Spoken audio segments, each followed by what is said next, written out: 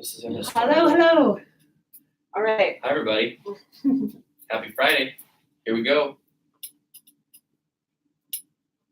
Hello, friends. Okay, I'm going to read a review on our Facebook page of The Betrayed, The Addicted, and the Expert. And this is from Once Addicted. The atmosphere of the videos discuss the dynamics of the entire relationship and don't dwell on simply defining the problem. The focus is on restoration. I liked that. A little different. So you can watch on our YouTube our live recording of these, because we don't edit the podcast. You can also, on our YouTube page, if you subscribe to either, you're going to see some extra content from Brannon and from Coby as well. There's a ton of content on there. Yeah. So awesome. I like that word restoration. That's really, really cool. And it's what we're talking about today. How often do you guys hear from people, how long is this going to take? When are we done? Do you mean what do I got to do to get done? How often did I ask that question? I really did ask that question. How many sessions will this take? And so we're done. Yeah. So it's kind of embedded in our culture and the way we think. It's, I have a problem. I'm going to go somewhere where they're experts. I'm going to pay them. And then they're going to tell me what to do. And then this is going to get fixed. And Coby was just talking about a physical therapist. And recovery is not surgery. It's not you go into somewhere, they cut you open, they fix the problem, and then all of a sudden, you're good. It's more like physical therapy, right? I don't want to steal your analogy. No. We'll touch on that, but I think just the thought came to my head is, guys, culturally, think about how did we come to this? How did I come to this question? How did you come to this question, Ashlynn? How is this question on people's minds? And culturally, if you think about this, right? There is, like, for instance, in academics, in school, there's this impending test, this final, this class you got to be able to take. And you just got to endure it. Okay, when is it done? Okay, it's done. Good, the semester's finished. Okay, good. That's over with. That's a great analogy. It's like, and think about sporting, like any kind of sport. There's always a clock. You got to just endure time. But with the test analogy in school, what really matters? What are we after? We're after learning. Right. We're not after passing the test to get the grade. Yeah. But we think that we are. Yeah. But ultimately, the point of going to school is to learn and to grow. Mm-hmm.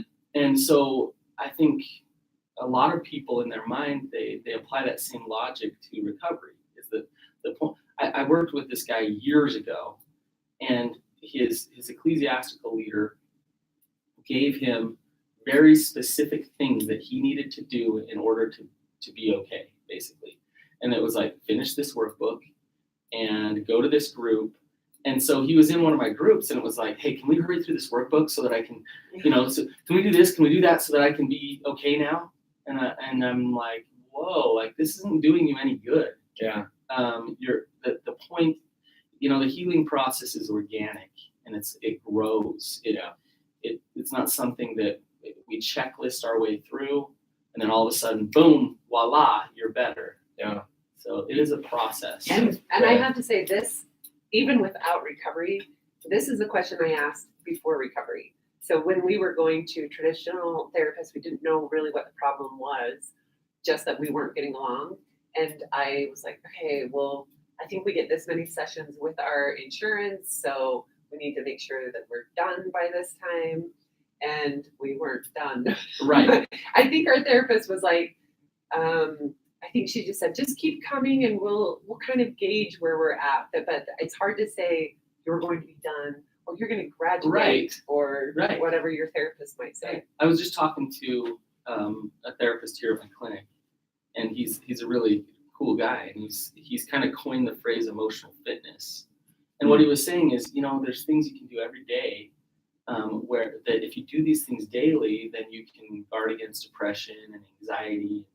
And you think, Ashlynn, your platform about fitness, when do you arrive? When you're at the light at the end of the tunnel with fitness? Never. That's why I say, guys, are you going to follow me till I'm 80? Because I'm still going to be doing this. Right. You have to keep consistently working on it and doing Yeah. it.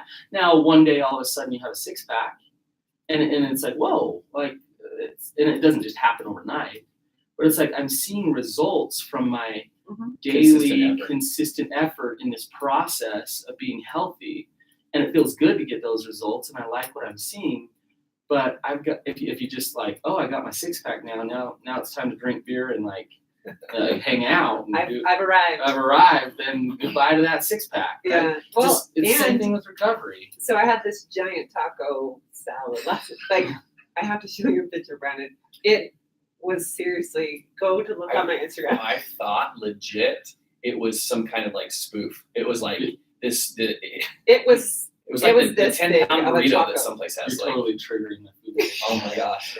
So I It ate was this incredible looking. giant taco, right? I had a six pack, but I ate this giant taco Right. at night. So I go and try on my new swimsuit I ordered, and I look pregnant, and I'm like, awesome. You're like bloated because you just ate this taco. Right. So it's this whole idea, I think, in that idea of fitness is I have to see the good every day. I have to count it in different ways. Right. And see, like, maybe take progress pictures or weigh in or say, hey, I can do 5 more push-ups this week than I could last week. It's so many different metrics of Absolutely. staying in the game and saying, I am making progress, even though I ate this giant taco that makes me look pregnant. Which is okay. Like, Yes. Funny. So you enjoy that taco, Heck or yeah. you make a mistake in recovery or whatever, but you get back right there and you're engaged in the process. My favorite thing with helping women is when they have this fight or they feel triggered and they are able to discuss it with their spouse and learn from it. Yes. And look back and say, wow, we, instead of being so hard and I can't believe we're fighting about this and I thought we were better than this and we know more. They're saying, you know what? Look at how we showed up differently. Yeah. That's a great point, Ashlynn, because what you didn't say there was that they never have a fight.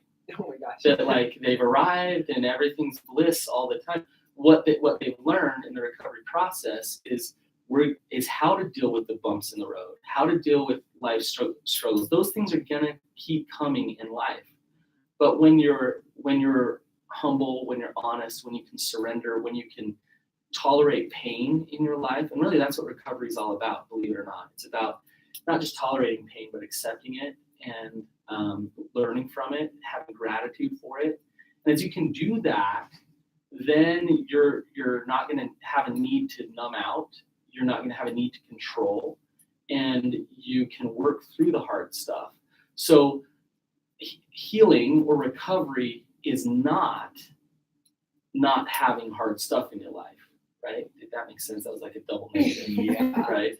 If you want something great, it usually is going to be hard. Yeah. Right.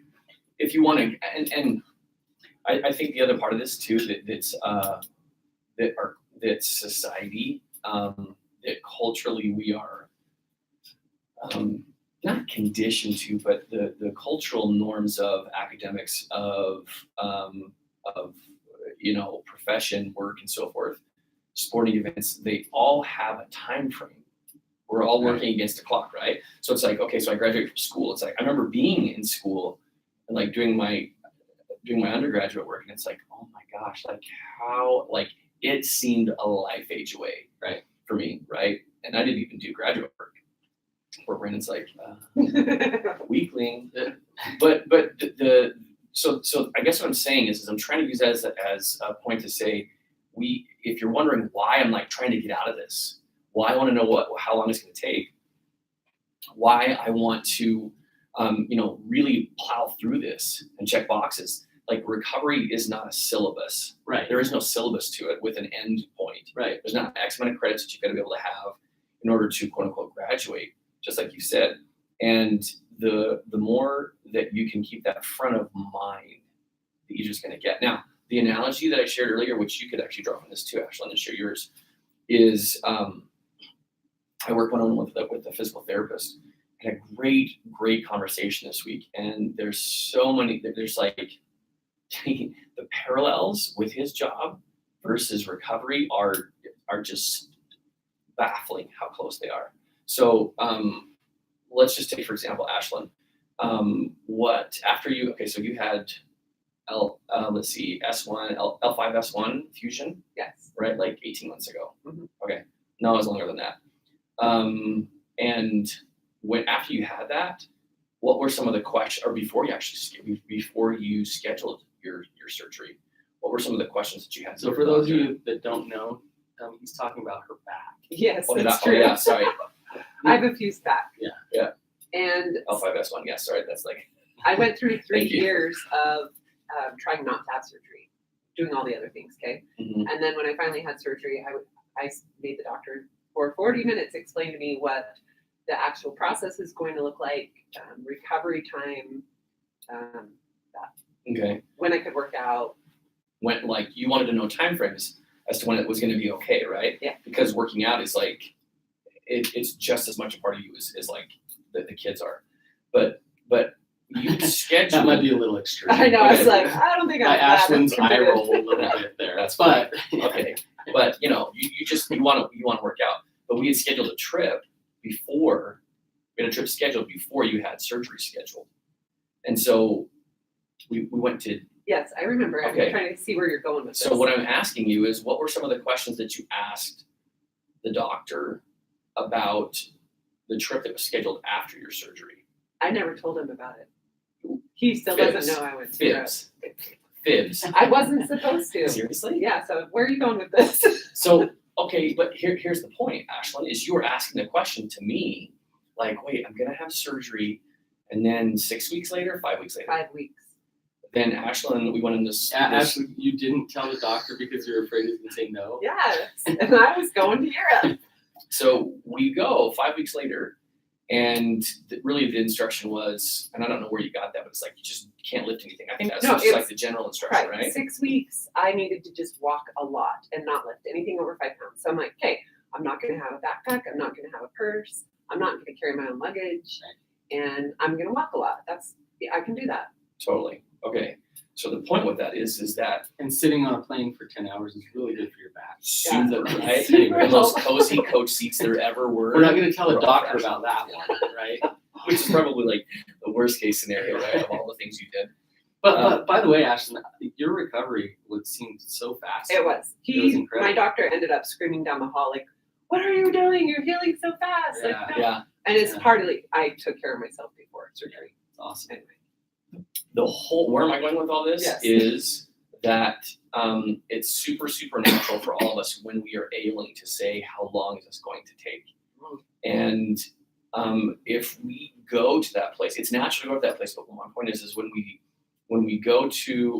view recovery in the same way that we view school or we view those other things, then we put ourselves into this place where we want to accelerate healing that can't be accelerated. Well, and as you said that, I'm thinking the other part of it is I wanted to know when I was healed so that I could get back to my life before.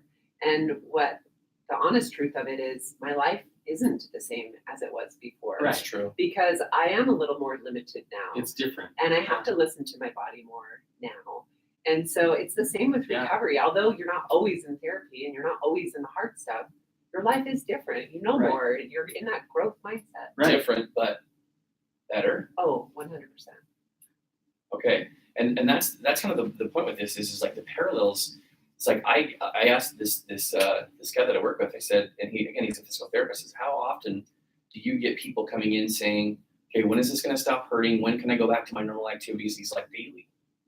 And it's like, why do people ask that question? And he's like, well, he's like, a lot of people are like, look, I've got this, I've got kids at home and my wife is like totally tired of taking care of the kids because I'm unable to help like physically with the kids, and or I've got a job that I've got to get back to, and I can't stay on disability this long. I've got to get back to work. And he's like, so I said, what's wrong with that? He's like, well, people are just, they're fatigued and tired of the inconvenience and kind of the pain that they feel in life in general, because of what this physical ailment is And physical therapy is uncomfortable. yeah, and it requires pain, and it requires stretching, and it requires trust Time. and consistent effort at home just as much as it is in the clinic True. to be able to do that. And I said, okay, so how do you explain to these people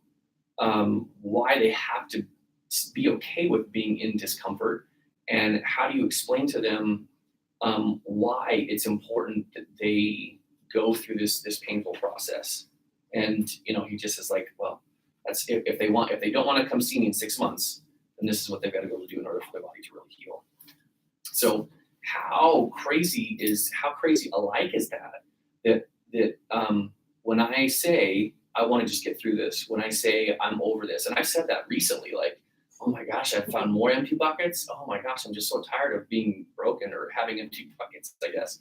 But when I do that, it's like what I'm saying is I'm tired of being uncomfortable. I'm tired of being stretched, and I just want to like warp, like in Super Mario Brothers, from 3.1 world 3.1 to world 7.1, because I'm so tired of the journey that it takes to get there. So I went to my brother's a therapist. He's an incredible therapist, does exactly what I do. He's awesome. And he presented at a conference this last weekend. Which, by the way, I heard that he was the best speaker. Oh, I love it. He's amazing. And it was really good.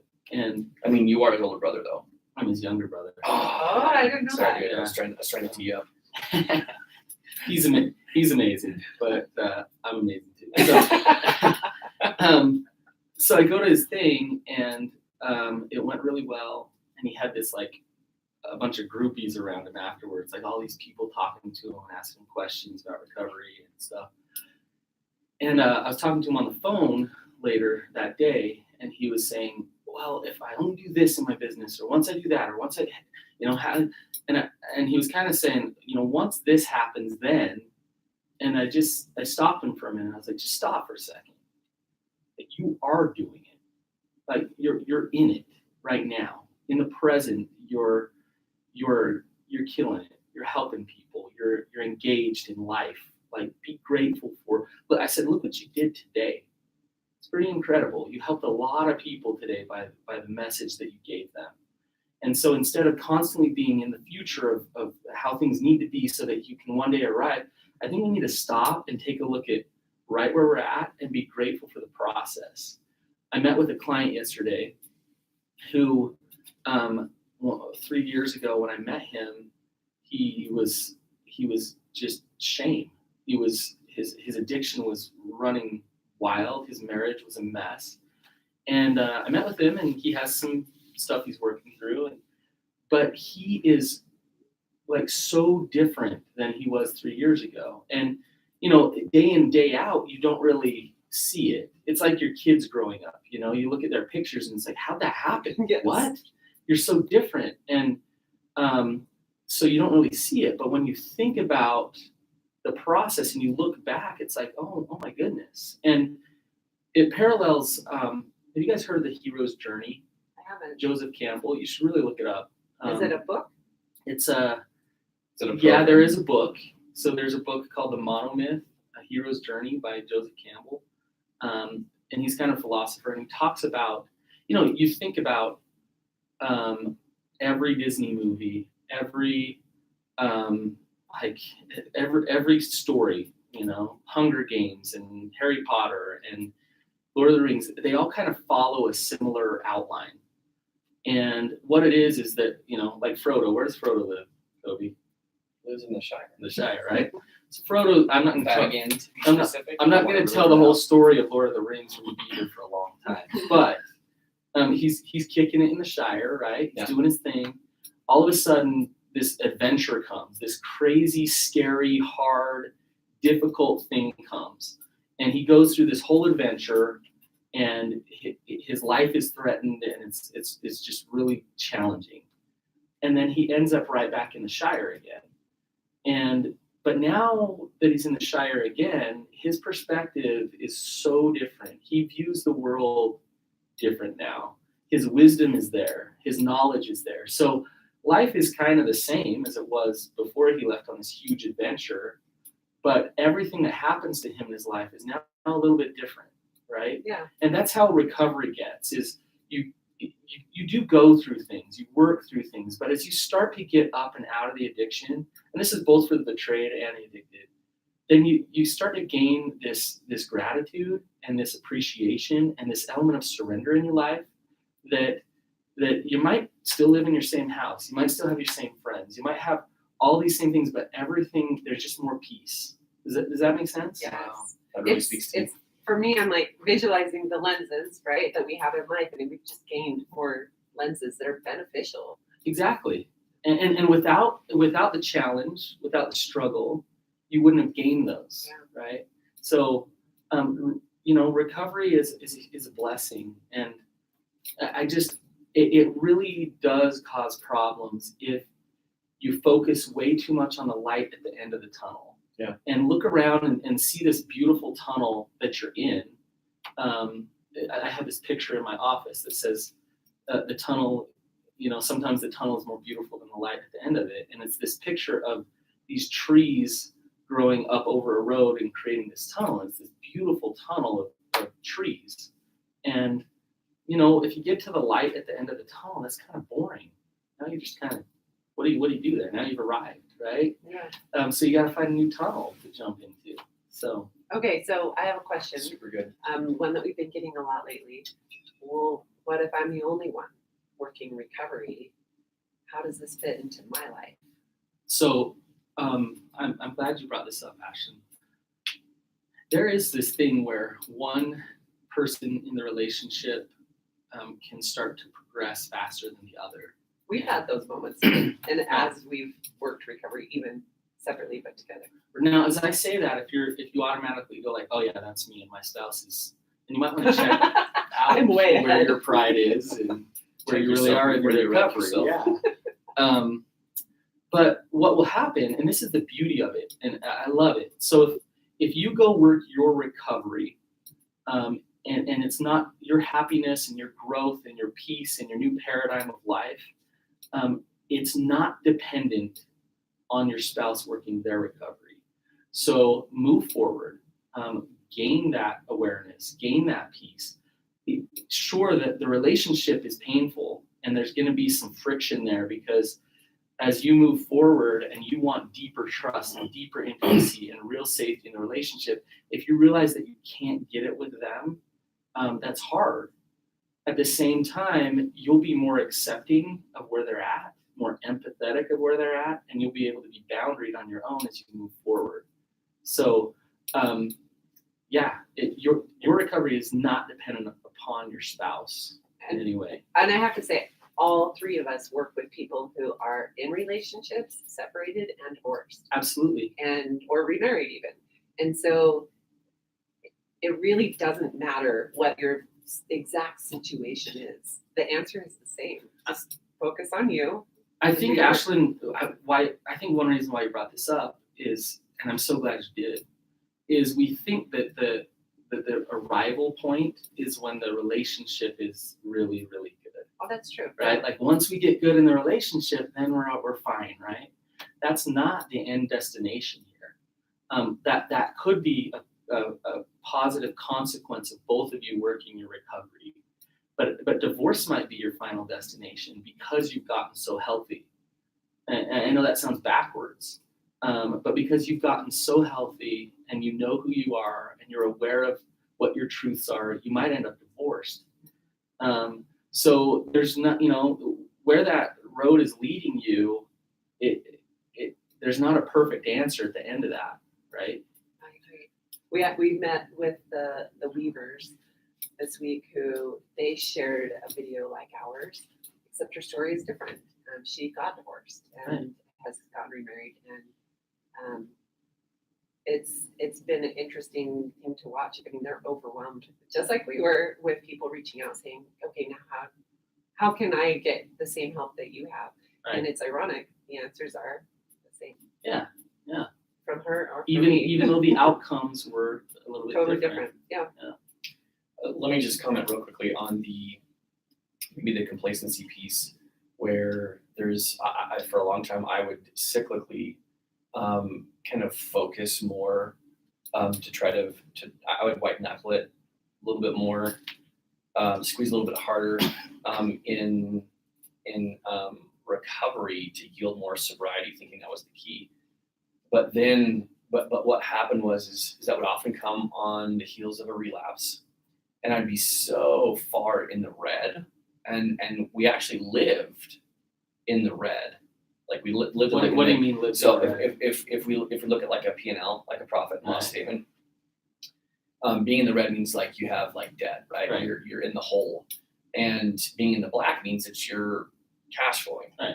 And we lived in the red for so long that and you're talking about on an emotional level, yes, in your in our relationship. relationship with Ashlynn, exactly. Yeah. That when it would be really, really bad, we'd be deep in the red. And then when we would just Not talk Status about quo. avoid it, Status quo. yeah, exactly. We would lift up the rug. We'd do a lot of sweeping, or we had to upgrade the rug. You're You get just a like, bigger the one. debt's there, but you're not doing anything about it. We're gonna hide it with another credit card. Yeah, like, go get another one. Right. We're just the collectors of rugs because we're shoving everything underneath the rugs.